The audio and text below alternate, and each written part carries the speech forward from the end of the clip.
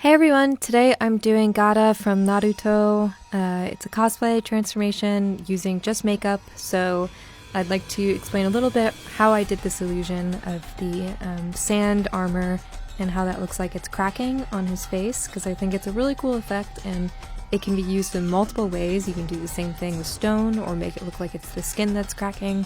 So it's a really fun illusion to play with, and I think it's pretty simple.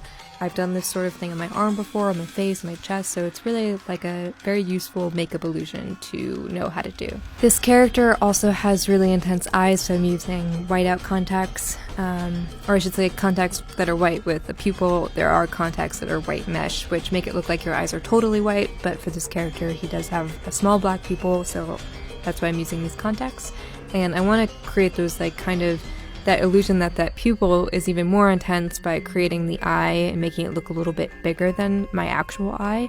And so I think that it'll just add a little bit of spice into the cosplay. So there are two main parts to this makeup. It's the sand armor and the eyes.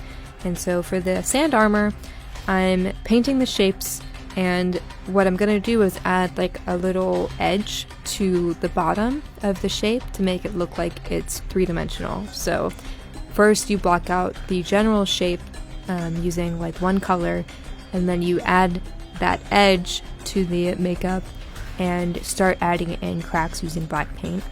For shading, to create the shadow, so these pieces would be sitting on your face, and therefore, because they're three-dimensional, they would also cast a shadow on the skin. And so to do shadows, generally I actually don't use paint, I use eyeshadow for that because you get a smoother blend.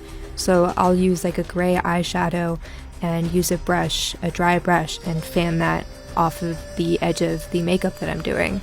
So that's a quick little tip that I have as far as creating realistic shadows, and I do that for pretty much anything where I have a soft or realistic looking shadow. Sometimes I'll use black paint and blend that in if there's no skin showing, if it's all just makeup. It depends how the eyeshadow lays on top of the makeup and if I'm using prosthetics or glue and so on.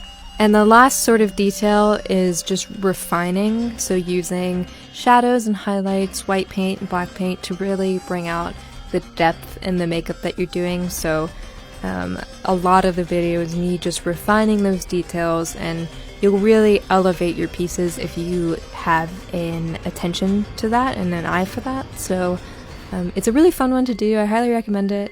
You can use makeup, but I also back in the day used to use pens and markers and all sorts of things to play around with illusions like this and body art like this. That's actually how I got started. I don't think it's ever too late to play around with a new artistic medium, so I hope that someone is inspired to try it themselves. I absolutely love doing cosplays. I've done everything from Star Wars to Marvel to Dragon Ball to Pokemon to Black Clover to Tokyo Ghoul, you name it. I've done so many different cosplays.